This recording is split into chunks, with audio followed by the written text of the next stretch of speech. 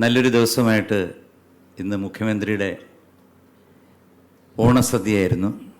ഓണസദ്യയെല്ലാം കഴിഞ്ഞ് അതിനേക്കാട്ടിൽ വലിയൊരു സദ്യയാണ് തദ്ദേശ വകുപ്പ് എനിക്ക് തന്ന ഈ സ്വീകരണവും എന്നെപ്പറ്റി പറഞ്ഞ വാക്കുകളും. Thank you very much. ഞാൻ ഏകദേശം 45 വർഷമായിട്ട് ഞാൻ ഈ സിനിമാ ഫീൽഡിൽ ജോലി ചെയ്യുന്ന ഒരു മനുഷ്യനാണ്. സംഗീതവും പാടുന്നതും സംഗീത സംവിധാനവും ഒരു സിനിമ ഞാൻ പ്രൊഡ്യൂസ് ചെയ്തിട്ടുണ്ട്, അർദ്ധനാരി എന്ന ചിത്രം 2013. അപ്പോൾ ഇനി കാര്യം മനസ്സിലായി, അതെൻ്റെ ജോലിയല്ല എന്ന് അതോടുകൂടി നിർത്തി. പിന്നെ ഞാൻ കേരളത്തിൽ എൻ്റെ ചേട്ടൻ MG രാധാകൃഷ്ണൻ ചേട്ടൻ്റെ കൂടെ എൻ്റെ 13 വയസ്സ് മുതൽ, ഓർമ്മ വെച്ച നാൾ മുതൽ സംഗീത കച്ചേരികളിൽ പങ്കെടുത്തിട്ടുണ്ട്. ഏകദേശം ഞാൻ പോകാൻ ഇനി സ്ഥലങ്ങളൊന്നുമില്ല കേരളത്തിൽ.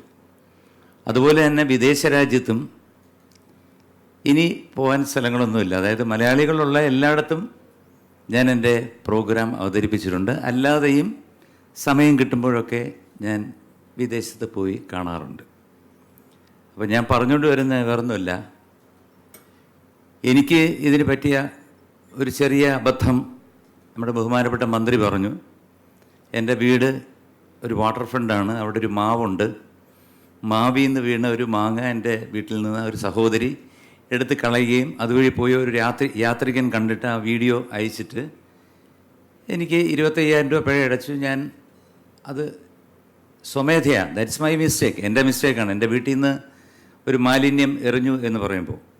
പക്ഷേ അത് മീഡിയാസ് എല്ലാം ഈ 25,000 എന്നുള്ളതൊക്കെ മാറ്റിയിട്ട് 4,00,000 രൂപ മാലിന്യം തള്ളിയുണ്ട് എന്ന് പറഞ്ഞിട്ട് അങ്ങ് പെരുപ്പിച്ചു വിട്ടു. സത്യം പറഞ്ഞാൽ ഞെട്ടിപ്പോയി.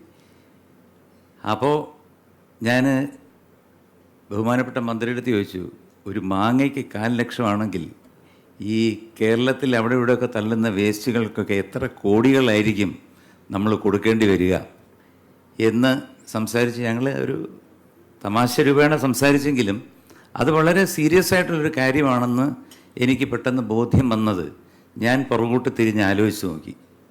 ഞാൻ പോവാത്ത വിദേശ രാജ്യങ്ങളില്ല. ആ വിദേശ രാജ്യങ്ങളിലെല്ലാം നമ്മളൊരു ഗ്ലാസ്സിലൊരു ചായയോ സ്റ്റാർബക്സിൽ നിന്നോ അല്ലെങ്കിൽ വേറെ ഏതെങ്കിലും ഒരു കടയിൽ നിന്ന് ഒരു ചായ വാങ്ങിച്ച് കുടിച്ചുകൊണ്ട് പോവുകയാണെങ്കിൽ അത് തീരുമ്പോൾ അത് നമ്മൾ തീർച്ചയായിട്ടും വിദേശ രാജ്യത്താണെങ്കിൽ നമ്മളവിടെ വേസ്റ്റ് ബിന്ന് എവിടെയാണെന്ന് തപ്പിക്കൊണ്ട് അവിടെ കൊണ്ടിടും. അതുറപ്പാണ്. ഇല്ലയെന്നുണ്ടെങ്കിൽ നല്ല ഫൈനായിരിക്കും. ഇതൊന്നും അല്ലാതെ ഡോളറിലായിരിക്കും. അപ്പോൾ അതിൻ്റെ വ്യത്യാസം വേറെയാണ്. നേരെ മറിച്ച് ഇവിടെ ആണെങ്കിൽ അതേ വ്യക്തി ചായ കുടിച്ചിട്ടാണെങ്കിൽ ഒരൊറ്റ എയറാണ്. അവിടെ ആരാണ് എന്താണെന്ന് നോക്കില്ല, നേരെ ആ സ്ഥലത്തോട്ടങ്ങ് എറിയുകയാണ്. ഒന്ന്. അതുപോലെ തന്നെ നമ്മൾ കാർ ഓടിക്കുന്നത് വിദേശ രാജ്യത്താണെങ്കിൽ എവിടെയാണെങ്കിലും, വിദേശമെന്ന് ഞാൻ പറയുന്നത് ഈ ഭൂഖണ്ഡത്തിൽ ഏത് രാജ്യത്താണെങ്കിലും, ഫോർ എക്സാമ്പിൾ UAE-യിലാണെങ്കിൽ അവരൊരു സിഗ്നലിന് തെറ്റിച്ചാൽ 30,000 ദർഹംസാണ് പിഴ അടയ്ക്കേണ്ടത്. അപ്പോൾ ഇവിടെ വലിയ വീര്യത്തിൽ വണ്ടിയൊക്കെ 150 കിലോമീറ്റർ സ്പീഡിലൊക്കെ ഓടിക്കുന്ന ഒരു വ്യക്തി അവിടെ ചെന്ന് കഴിഞ്ഞാൽ കൃത്യമായിട്ട് റൂള് പാലിക്കും. അങ്ങനെ ഒരുപാട് കാര്യങ്ങൾ വിദേശത്ത് കണ്ടൊരു മനുഷ്യൻ എന്നുള്ള രീതിയിൽ എനിക്ക് ഒരുപാട് കാര്യങ്ങൾ ഈ ഗവൺമെൻറ്റിന് വേണ്ടി ശ്രീ MB രാജേഷ് എന്ന് പറഞ്ഞാൽ എനിക്ക് വളരെ ഇഷ്ടപ്പെട്ട ഒരു സുഹൃത്താണ്. അതുപോലെ ഇവിടെ ഇരിക്കുന്നവരെല്ലാവരും, ആര്യ രാജേന്ദ്രൻ ആണെങ്കിലും പ്രശാന്ത് ആണെങ്കിലും എല്ലാവരും എനിക്ക് എത്രയോ നാളുകൊണ്ട് അറിയാവുന്ന വ്യക്തികളാണ്. ഞാനും തിരുവനന്തപുരം ആയിരുന്നല്ലോ എത്രയോ വർഷം. അപ്പോൾ എനിക്ക് ഈ ഗവൺമെൻറ്റിന് വേണ്ടി സംഭാവന ചെയ്യാൻ പറ്റുന്ന ഒരൊറ്റ കാര്യം, എൻ്റെ ഗാനങ്ങളിലൂടെ ഈ വേസ്റ്റ് മാനേജ്മെൻറ്റ് ഒന്ന് പുഷ്ടിപ്പെടുത്തുക. അത് എത്ര ദൂരം പോവും എന്നെനിക്ക് അറിഞ്ഞൂടാ. പിന്നെ വേറൊരു കാര്യമുണ്ട്, ഈ വേസ്റ്റ് അടിഞ്ഞു കൂടിക്കഴിഞ്ഞാൽ മാറാ രോഗങ്ങളുണ്ടാവും. അതിലൊരു എക്സാമ്പിൾ എന്ന് പറഞ്ഞാൽ നമ്മുടെ കോവിഡ് പോലെ എന്തെങ്കിലും മാറാ രോഗങ്ങൾ ഇവിടെ വന്നു കഴിഞ്ഞാൽ ഏറ്റവും അവസാനത്തെ സ്ഥലമായിരിക്കും നമ്മുടെ കേരളവും തമിഴ്നാടും ആ ഏരിയയൊക്കെ. കാരണം എന്താ വെച്ചാൽ ഇതുപോലത്തെ മാലിന്യങ്ങൾ കൂടി കിടന്നിട്ട് അതിൽ നിന്ന് ഉണ്ടാകുന്ന പ്രശ്നങ്ങൾ വൈറസുകളാണ്.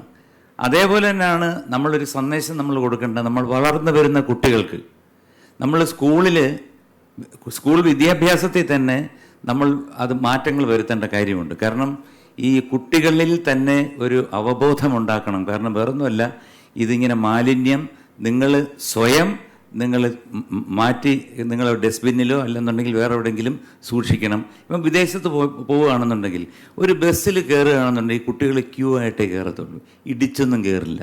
അപ്പോൾ അങ്ങനെയുള്ളൊരു സംസ്കാരം നമുക്ക് വരുത്താം. ഒരു 10 പ്രാവശ്യം നമ്മളൊരു കാര്യം ചെയ്താൽ 11ാമത്തെ പ്രാവശ്യം ഓട്ടോമാറ്റിക്കായിട്ട് നമ്മളത് കറക്റ്റായിട്ട് നമ്മുടെ കയ്യിലിരിക്കുന്ന മാലിന്യം കളയില്ല. നമ്മളത് പ്രോപ്പറായിട്ട് എവിടെ നിക്ഷേപിക്കണോ അവിടെ തന്നെ നിക്ഷേപിക്കും.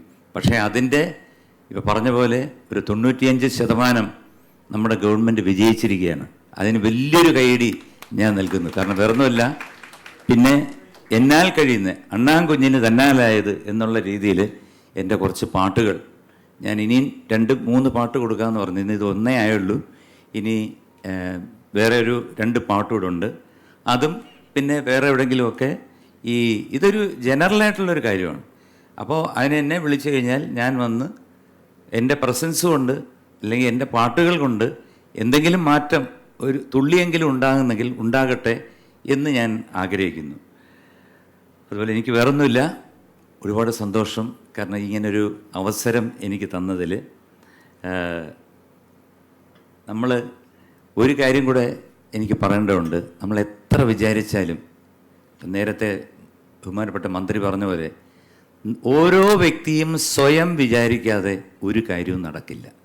അപ്പോൾ എൻ്റെ ബഹുമാനപ്പെട്ട എൻ്റെ സഹോദരി സഹോദരന്മാർ, കേരളത്തിലുള്ള എല്ലാവരോടും പറയുകയാണ്, നമ്മളൊരു മാതൃകയാവണം. നമ്മൾ വിദേശ രാജ്യങ്ങൾക്ക് ഒരു വെല്ലുവിളിയാവണം. അതുകൊണ്ട് നമുക്ക് ഒത്തൊരുമിച്ച് മുമ്പോട്ട് പോകാം മാലിന്യമുക്ത നവകേരളത്തിന്. നന്ദി, നമസ്കാരം.